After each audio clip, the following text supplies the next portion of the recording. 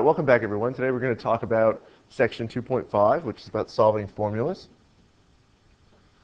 So in this section, you're going to learn how to solve formulas, or how to use formulas to solve problems, and you're going to learn how to solve equations or formulas for particular variables.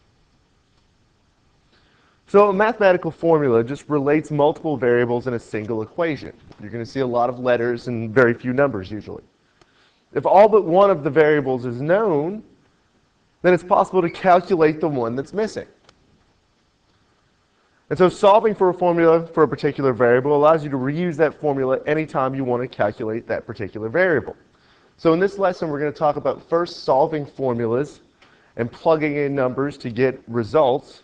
And then we're going to talk about rearranging formulas so that we can reuse them to calculate a single variable. So using a given formula to calculate a variable can be accomplished by simply plugging in the values that you know and solving for one that you don't.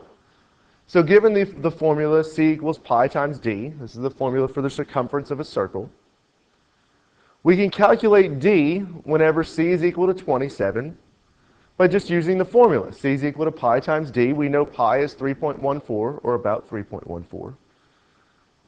And so c is equal to pi times d. We then just divide c divided by pi, and you get the diameter of the circle, which is 8.6. So let's try this idea again, except now we're just going to use a different formula. We want to substitute the given values, and we're going to solve for the unknown variable h.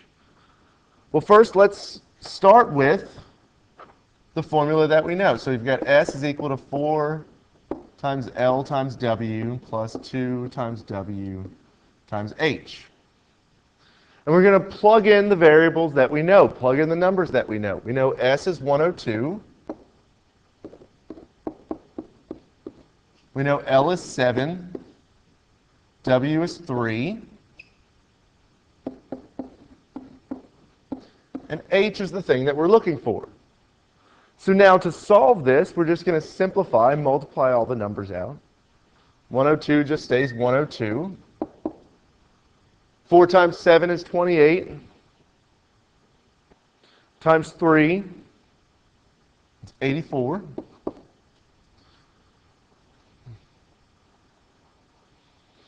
Plus 6h. And now we're solving for h. We can use the steps to solving linear equations. We can subtract 84 from both sides. 102 minus 84 will give you 18, which is equal to 6 times h. And then we divide by 6, and you get h is equal to 3.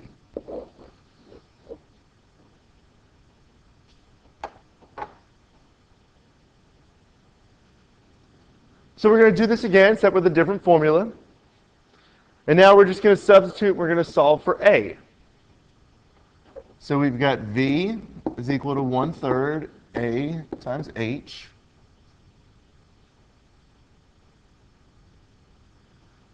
Well, we know that v is 45.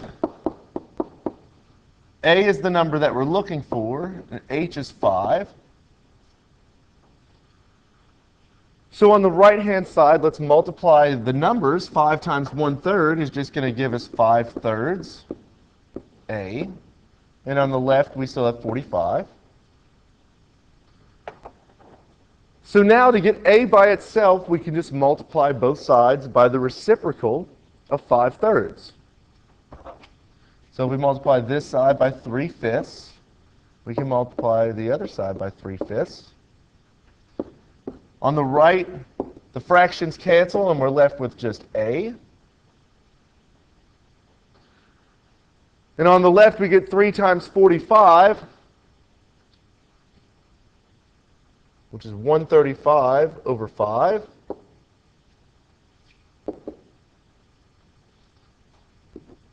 It's 3 times 45 over 5 times 1. And now we just divide, and we get a is equal to 27.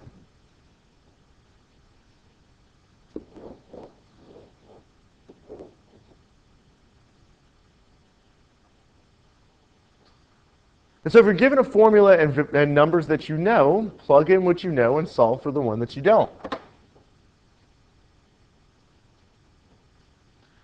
Now, in some cases, you'll be solving formulas for variables, and you won't have any numbers. Right, so solving a formula for a particular variable is going to give you an equation that represents one variable in terms of all the others. And so if you knew all the other variables, you could solve for it. To solve these formulas, to reduce them and simplify them, we're going to have to use the additive and multiplicative properties of equality that we talked about in the last few sections. In addition to that, you're going to want to use the general method for solving linear equations. And in general, the thing to remember is just always do the same operation to both sides. So here we want to solve this thing for h. Well, we've got f is equal to 5 times g times h. If we want to get h by itself, then we have to divide or multiply by the reciprocal of whatever's not h. If we want to get h by itself, we're going to divide both sides by 5 times g. 5 divided by 5 goes to 1. G divided by g goes to 1. And what we're left with is h on the right-hand side. And then our new formula is on the left-hand side. F divided by 5g. And so here in this problem, we just used the multiplicative property of equality. We divided both sides by the same thing so that we could get h by itself. Let's try another example. Here we've got a equals p plus prt, and we want to solve for r.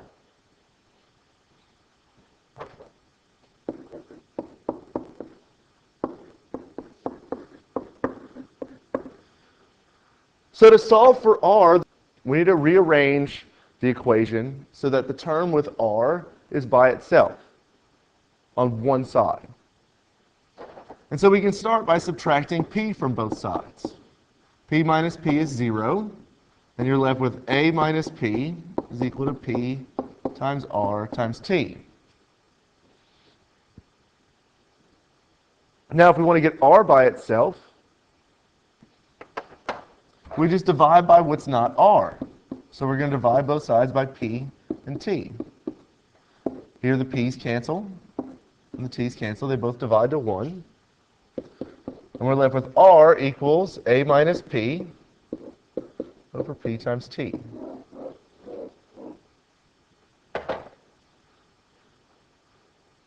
There's not really any simplification you can do, so just leave your answer in this form. Let's try one more example. Here we've got d is equal to 1/4 f times k, and we want to solve for k.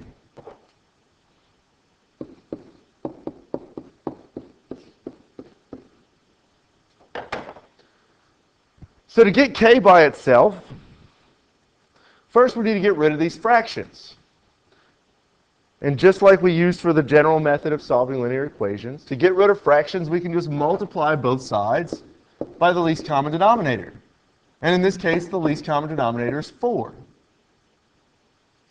Remember, if we multiply both sides of an equation by a number, we're not changing anything. So 4 times d is just 4d. And 4 divided by 1/4 is 1, and we're left with f times k. And then finally, to get k by itself, we just divide both sides by f. And we're left with k is equal to 4d over f. So if you've got a fraction in the formula, make sure you multiply by the reciprocal. That will get rid of the fraction, or at least move the fraction to the other side. So at the end of this lesson, you should be able to solve a formula for a particular variable, given known values, or just solve a formula for a particular variable without any values.